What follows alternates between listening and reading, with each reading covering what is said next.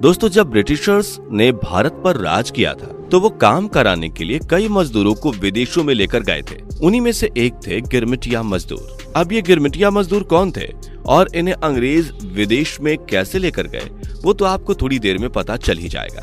लेकिन ये जान लो कि ये वही मजदूर थे जिन्होंने एक वक्त में अंग्रेजों को पूरी दुनिया पर अपना अधिकार जमाने में इनडायरेक्टली हेल्प की। लेकिन दोस्तों, एक बार इन्हीं मजदूरों ने कमाल कर दिया, और वो कमाल ये था कि इन्होंने एक देश को ही अपना बना लिया, और आज वो देश पूरी दुनिया में अपनी खूबसूरती के लिए जाना जाता है, जिसका नाम है मॉरिशस। और दोस्तों, क्या आपको पता है कि मॉरिशस पर आज भी इन्हीं मजदूरों का खानदान ही राज कर रहा है। अब इतना सब कैसे हो गया, उसको जानने के लिए बने रहिए हमारे साथ वीडियो के अंत तक। दोस्तों, ये बात जग जाहिर है कि एक समय ब्रिटिशर्स ने दुनिया के कई सारे देशों पर अपना कब्जा कर लिया था, जिसमें भारत भी शामिल था। 1751 से 1800 के बीच ब्रिटिश जहाजों ने अटलांटिक महासागर में लगभग 1340 यात्राएं की, और ये यात्राएं कोई मामूली यात्राएं नहीं थी, बल्कि ये कारोबार से जुड़ी यात्राएं थीं। और ये कारोबार था इंसानों का, जिसे ह्यूमन ट्रेडिंग कहा जाता है। 18वीं शताब्दी में ब्रिटिशर्स के कब्जे में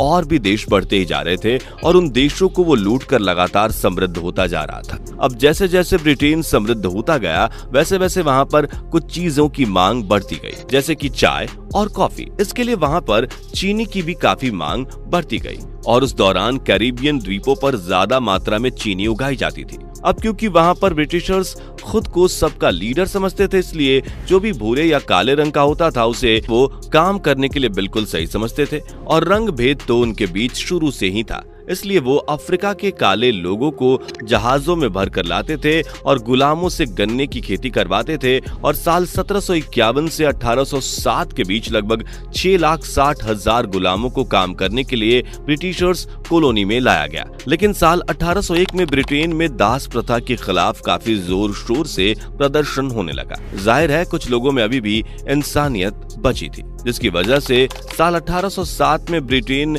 ने स्लैव ट्रेड एक्ट पास किया। इस एक्ट के पास होने के बाद दुनिया के ज्यादातर हिस्सों में ब्रिटेन रॉयल नेवी सर्च किया करती थी कि कोई भी जहाज ह्यूमन ट्रेडिंग ना कर पाए। अब आप सोच रहे होंगे कि इस एक्ट के कारण गुलामी की ट्रेडिंग में बहुत सुधार आया होगा, लेकिन इस एक्ट के आने के बाद गुलामों को और ज्यादा जुल्म झेलने पड़े। दरअसल नियम ये थे कि कोई भी जहाज स्लैव ट्रेड यानी गुलामों का व्यापार नहीं कर सकता है, और अगर किसी भी जहाज पर गुलाम पाए गए तो 100 पाउंड पर स्लेव के हिसाब से फाइन लगना था। अब इस वजह से ट्रेडर्स गुलामों को छुपा कर ले जाते थे, और अगर उन्हें कहीं पर ब्रिटिश रॉयल नेवी दिख जाती थी तो वो गुलामों को पानी में फेंक देते थे, ताकि उन पर किसी भी तरह का कोई फाइन न लगे, जिस वजह से गुलामों की स्थिति बद से बदतर हो गई। इन सब के दौरान गुलामों की स्मगलिंग यानी कि तस्करी काफी बढ़ी, साथ साथ गुलामों की कीमत भी काफी बढ़ी। अब स्लेव ट्रेड और भी मुनाफे का काम हो गया।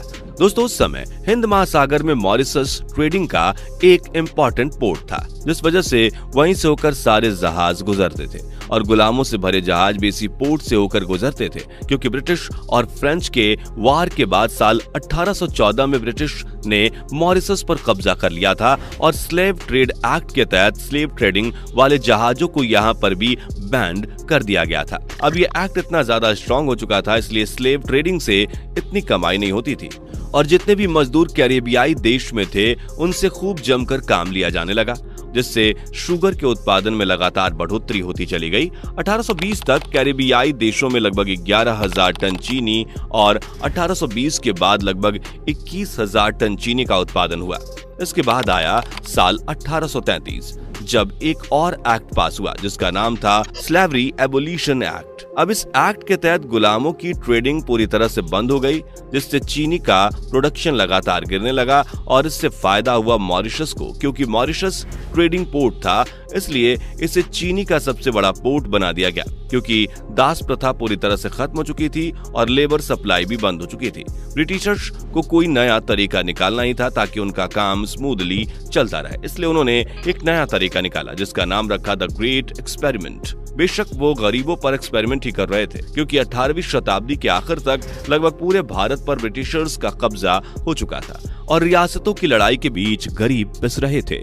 इन लड़ाइयों की वजह से भुखमरी और अकाल बढ़ता गया। 18वीं सदी के आखिर में भारत में सबसे भयानक अकाल आया, जिसमें लगभग 3 करोड़ लोगों की मौत हुई। अब गरीब भारतीय एक एक दाने के लिए तरसने लगे और अकाल की वजह से कर्ज के तले दब गए। इसका फायदा ब्रिटिशर्स ने उठाया और ब्रिटिशर्स जानते थे कि उन्हें आगे क्या करना है। उन्होंने नौकरी का झांसा देकर गरीब भारतीय मजदूरों को एक एग्रीमेंट के बारे में बताया, जिसमें उन्हें 5 साल मॉरिशस में रहकर काम करना था।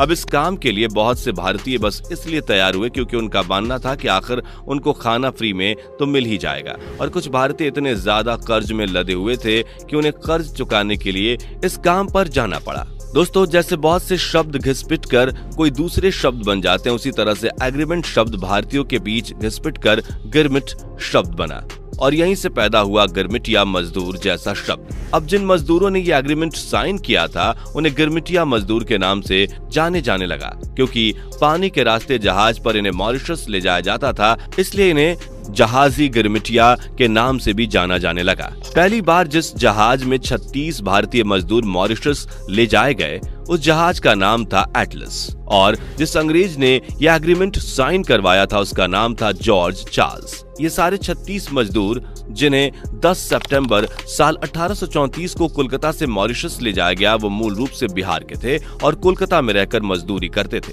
मजदूरी के पैसों की बात करें तो हर आदमी को 5 रुपए मजदूरी और औरत को 4 रुपए मजदूरी देने की बात कही गई थी। ये गिरमिटिया मजदूर से भरा जहाज 2 नवंबर साल 1834 को मॉरिशस पहुंच गया और 36 भारतीयों ने एंटोनेट नाम की शुगर फैक्ट्री में काम करना शुरू किया।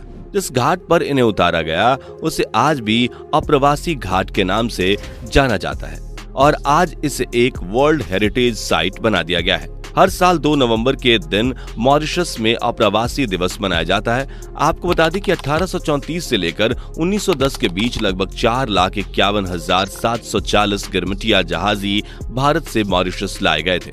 अब आप सोच रहे होंगे कि चलो अच्छा है ना, इन गरीबों को खाने और काम करने के लिए कुछ तो मिला, लेकिन ऐसा बिल्कुल नहीं था। इन गिरमिटिया मजदूरों की हालत इतनी दयनीय होती थी कि उन्हें अमानवीय परिस्थितियों में रहकर काम करना पड़ता था, और क्योंकि इन पर पूरी तरह से अंग्रेजों का कंट्रोल होता था इसलिए इन्हें इनकी मजदूरी तक समय पर नहीं दी जाती थी। दोस्तों, जैसा कि एग्रीमेंट पर लिखा हुआ था कि 5 साल बाद इन मजदूरों को वापस जाने की आजादी थी, लेकिन असल में ऐसा बिल्कुल भी नहीं था, क्योंकि वापस जाने का एक ही रास्ता था, वो भी जहाजी रास्ता, और उस पर पूरी तरह से अंग्रेजों का नियंत्रण था।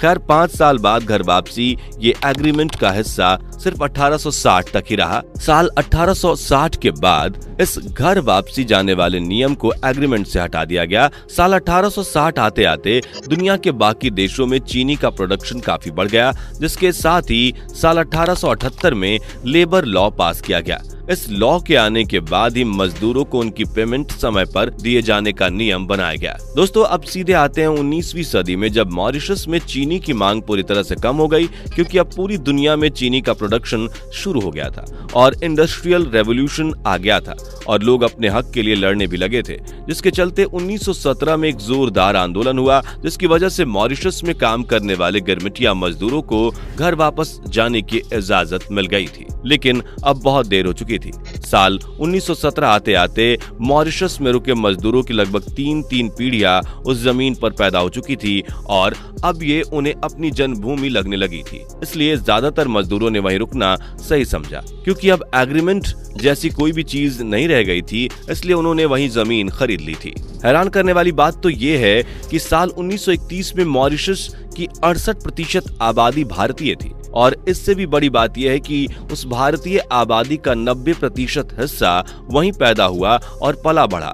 और दोस्तों, मॉरिशस में हमेशा से ही इन्हीं भारतीय लोगों का राज रहा है। यहाँ तक कि वहाँ की करेंसी भी रुपया है और वहाँ के प्रधानमंत्री भी भारतीय होने के साथ साथ उनके पूर्वजों के बारे में ये जानकारी है कि वो भी बिहारी मजदूर के तौर पर ही मॉरिशस आए थे। तो दोस्तों, ये थी गिरमिटिया मजदूर की पूरी कहानी। आपको ये जानकारी कैसी लगी नीचे कमेंट में जरूर बताइएगा। जाने से पहले वीडियो को लाइक शेयर जरूर करें और ऐसी और वीडियोस के लिए इस चैनल को सब्सक्राइब करके बेल नोटिफिकेशन को भी जरूर ऑन कर ले। धन्यवाद।